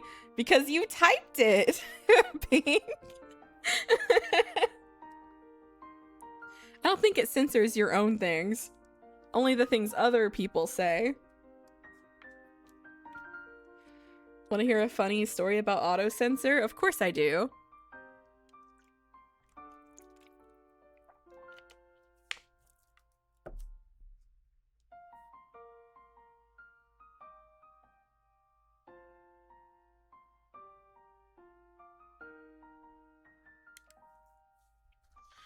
MAMIYA is supposed to be this cruel, merciless reaper of lives. But to them, MAMIYA is almost like a deeply cherished entity. How is that possible? How is that possible?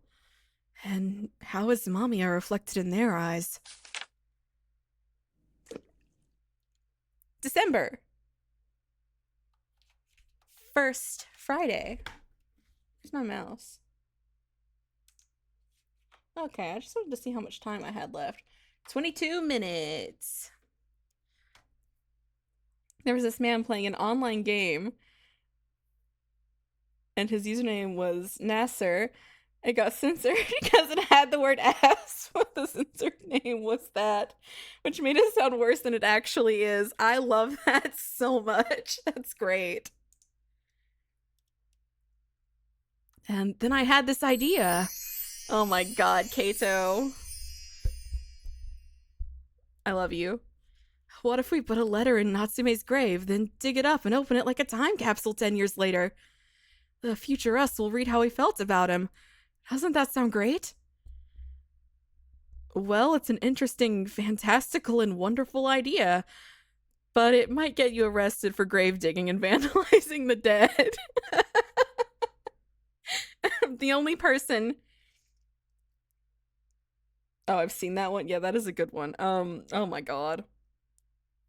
Kato, you're the only person in this room that's dumber than Natsume. Oh.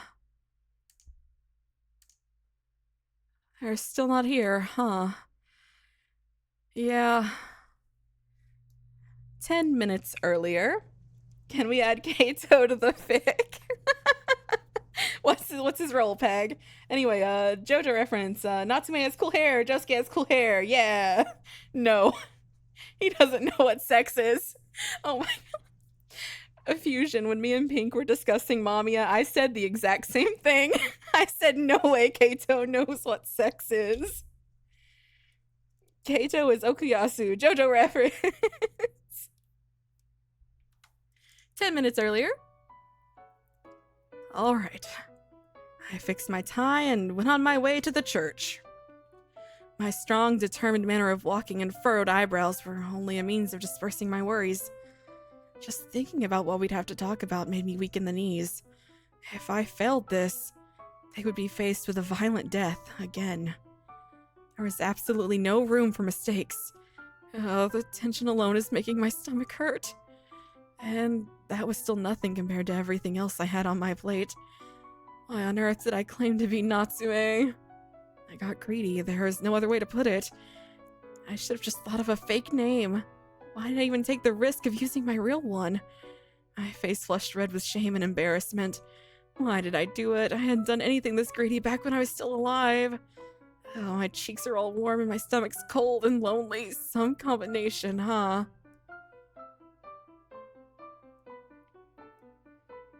With their powers combined, Natsume and Kaito have half of a full brain cell! But then they just have to figure out how to use it, and I just don't have that much faith in them, to be honest. Perfect. He can mess with him then. I ended up having to lean on the walls to make it all the way to the church. It was exactly 17 o'clock on a Friday.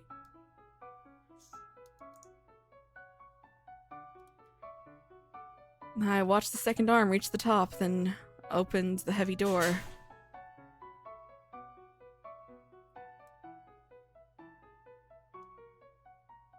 Do Kaito and Mina vibe? They don't know each other. I feel like Haruki and Kaito are the only duo that Quartet that wouldn't get along. You know, I don't know. Would they? I don't know if they'd get along or not. Probably. You know, you might be right. I don't think they would. Natsume, hello. A youthful voice resounded throughout the church.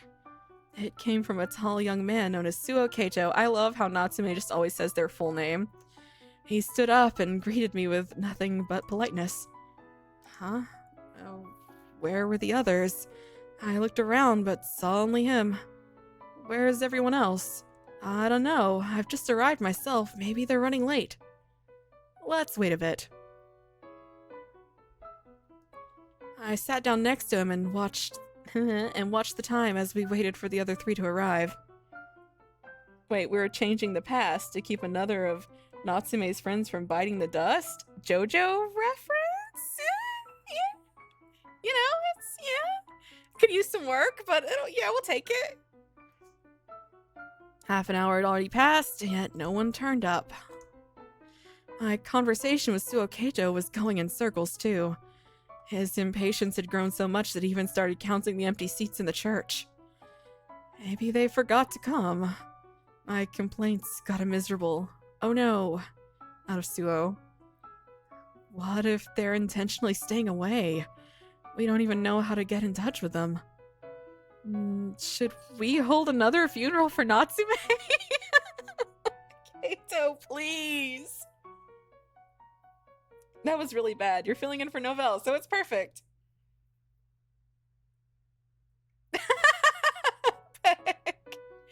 Kaito is just too optimistic for Haruki, because he's just already in it. He's been through shit, he's seen shit, he doesn't need that. Mina and Rio could get you some unbridled optimism to help with their issues. Well, we know for sure that Rio does and can. Now just call me Erwin. Good, Peg. I'm glad you see the vision, Peg. This is beautiful. Should we hold another funeral for Natsume? Oh, Kaito, you're so stupid. Don't say things like that. The situation both saddened and hurt me. I asked them all to come warn Natsume, yet the only one to show up was Suo Kaito. And again, I should have expected this. I had already been to the funeral, and it wasn't like they knew me all that well. It really drove home the point just how weak and friendless I was. Wallowing in self-pity, I sounded a brief chuckle, which was when my eyes finally met Suo's. He looked somewhat perplexed. Well, since he was here, the least I could do was honor his wishes to the best of my ability. So what now? Do we call it a day or start the discussion with just the two of us? Suo Kaito looked into the distance and made a ponderous Since we took the time to come here, I would at least like to discuss what's best for Natsume. It'd be nice to do it with more people around, though. I see. I nearly went ahead and thanked him, but managed to hold back. Are you free after this, Suo, or do you maybe need to be home by a certain time? Oh no, I'm free for the day. Let's go then. I stood up and looked down at Suo, which seemed to have him puzzled. I didn't have any means of contacting them, but I did know their stories. Let's go find them.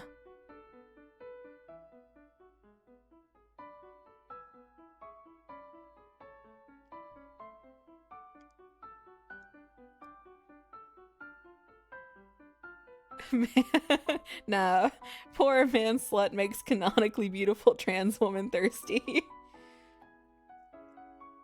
Not a male prostitute, but Umineko has womanizer ex-trans woman.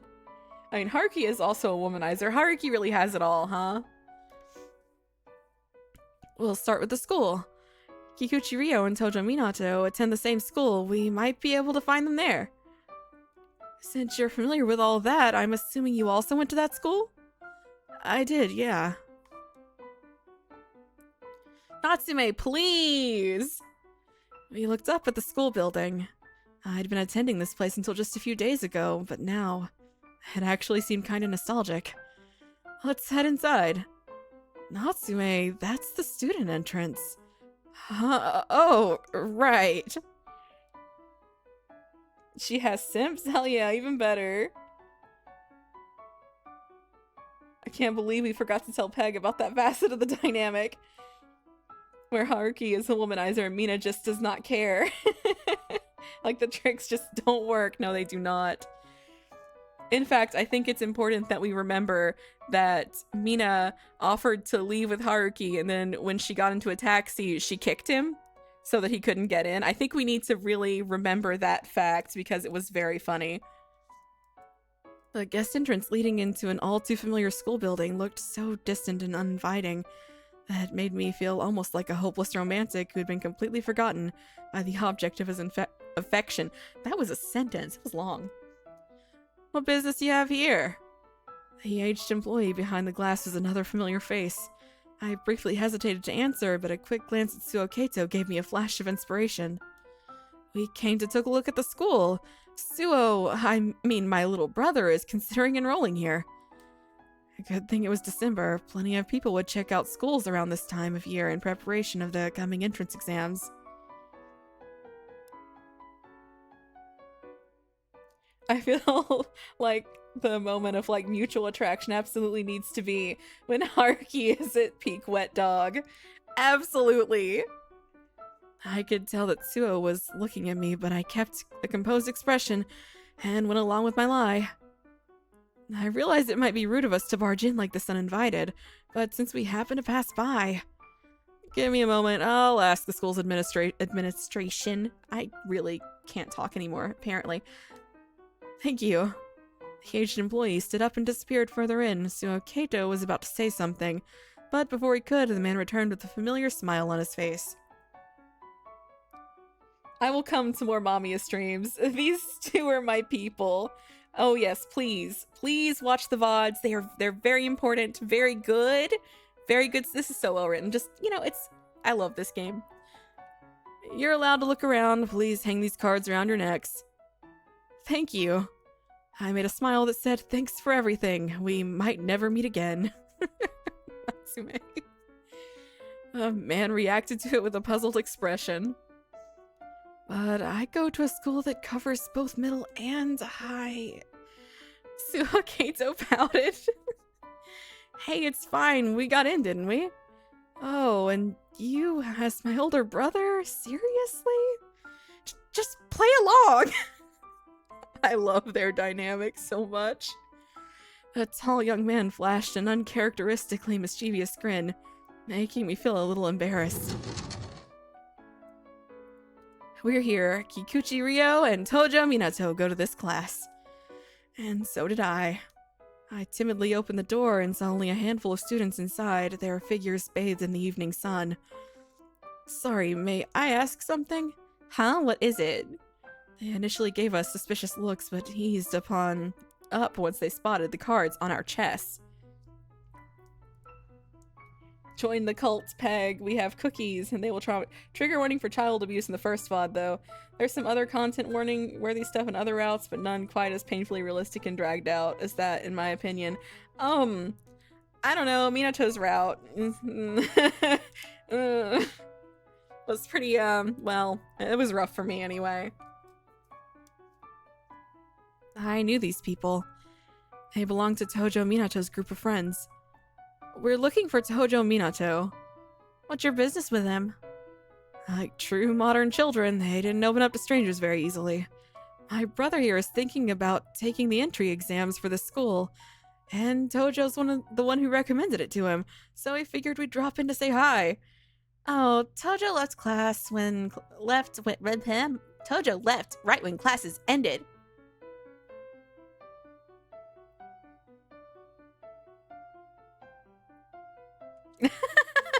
Fusion. Yeah, he got a part-time job. I see. What about Kikuchi Ryo? Question sent a wave of confusion across the room. Kikuchi? We don't know. I see. Thank you. Right, I shouldn't have said that. I rushed out of the classroom, hoping that would magically erase my blunder. I had to hurry before Suo Kato realized something. How did it go?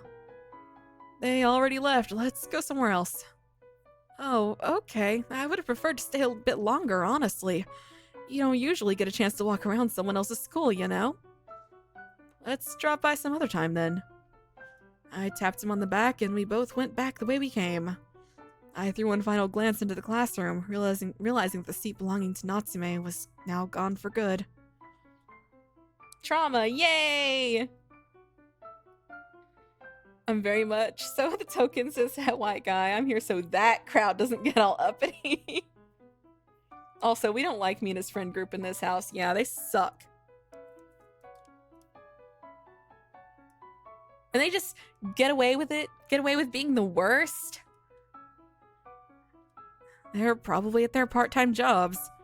I knew from the stories that Kikuchi Ryo worked at a donut shop, but damn, I have no idea where idea?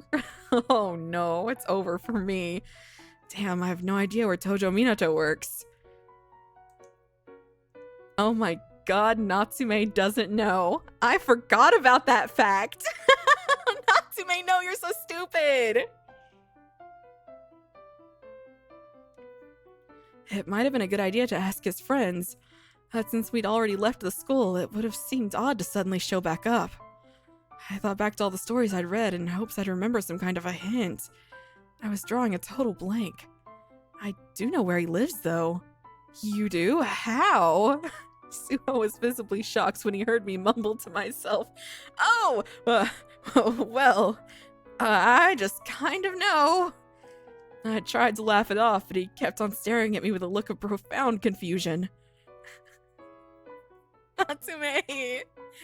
Oh, he's so stupid. He's so incredibly dumb.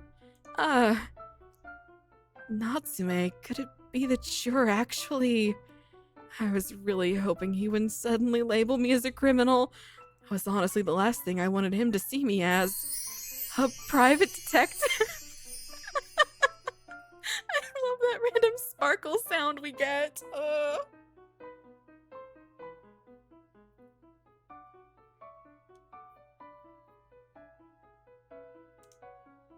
Huh? You look so much like one. It's gotta be the trench coat, you know? Oh. Did I get it wrong? No, I'm just ashamed is all. Detectives should be able to blend in without getting found out this easily. I made a troubled smile. Suho was positively beaming from ear to ear. Oh no. But it's so obvious. I guess it is. I have to use that from now on. I will do things to that idiot man. We do appreciate an idiot man on this stream, yes. After some walking, we arrived at the donut shop where Kikuchi Ryo worked. Unless he was picking up his little sister Midori or out shopping, he would be here. I opened the door, hoping to find him inside. Welcome. And there he was, in the flesh. He stood behind the register, eyes sharp as usual. Kikuchi Ryo! Don't scream! Inside voice, Natsume! I'm so glad we found you. Right. As I rushed in front of him, Ryo simply kept nodding with his eyes wide open in shock. Oh, I'm impressed you knew where I was.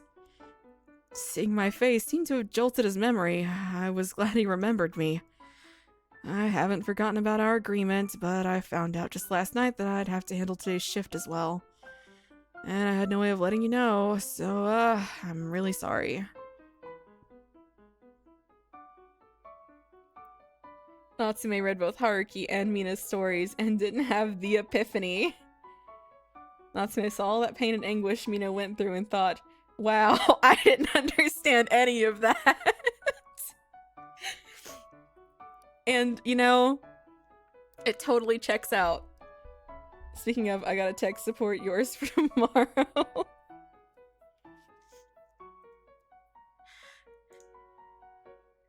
It's fine, don't worry about it. I was planning to drop by I was planning to drop by the church after my shift, but if I ended up running late... I found myself moved by his sincerity. He did actually intend to keep his promise. Wow, these donuts look crazy good! Anyone in particular you'd recommend? Suo must have been hungry, and understandably so. It was getting kind of late. His eyes glittered with joy as he surveyed the lineup of colorful, gem-like donuts on display. Absolutely, our strawberry ring donut comes highly recommended. I love the serious face he says that with. Kikuchi-ryo raised his voice and puffed out his chest. Both rare actions from him. However, I see. Oh, I'll have one of these whipped cream donuts. Kato! Alright. Disappointment.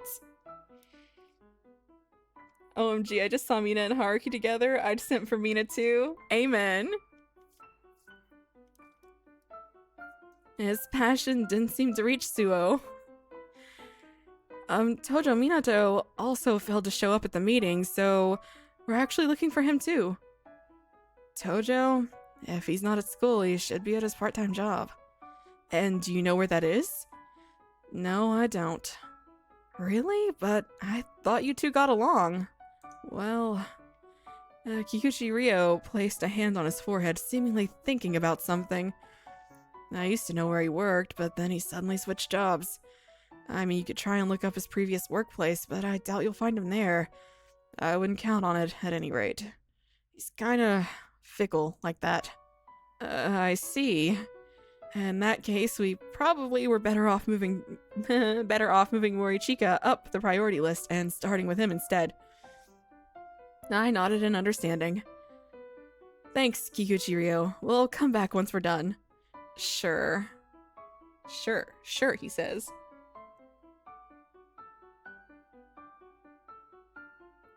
Ryo is hoping to share.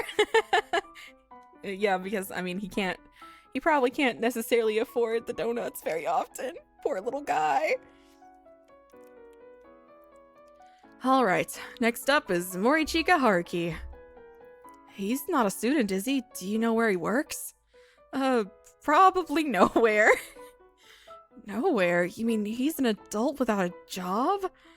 But we already have 2 working students. True. Why doesn't he work? Oh no, Kato's about to find out about homeless people. Why? That's a good question, actually. I mean, he does work. He does work. My heart aches for Suo's purity in regards to people like Morichika Haruki. Albeit in his own way, Morichika too was difficult to get a hold of. We first went to the pachinko parlor he frequented. Oh my god, I can't talk anymore. More importantly, he's about to learn about sex one step at a time, Fusion. One step at a time. Uh-oh. I think, yep, time's running out. This is it, huh? Frequented. Someone needs to be here to make fun of me for misspeaking. Novelle's not here. Listen! Gotta do something with 200 plus points, so bye. Alright. I think this is a good place to stop. We can find Haruki later. Let us save the game. Oh, 200k. Yeah, that makes more sense. All right, so we had a lighter. It's contagious, Tanya. I can't write. I would not let Kato touch a pachinko. I can't talk. Oh my god, a pachinko machine. I've been talking for too long. Do you know how to raid? I could learn. I can open up the stream manager. Let's see.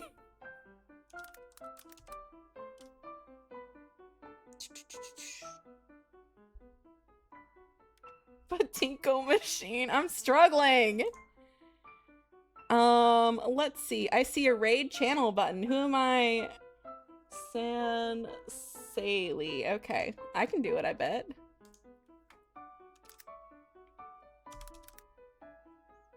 There they are. All right, I can do that. I will do a raid. I'm learning so much today. Raid Shadow Legends. Shut Sands. There we go. I did it.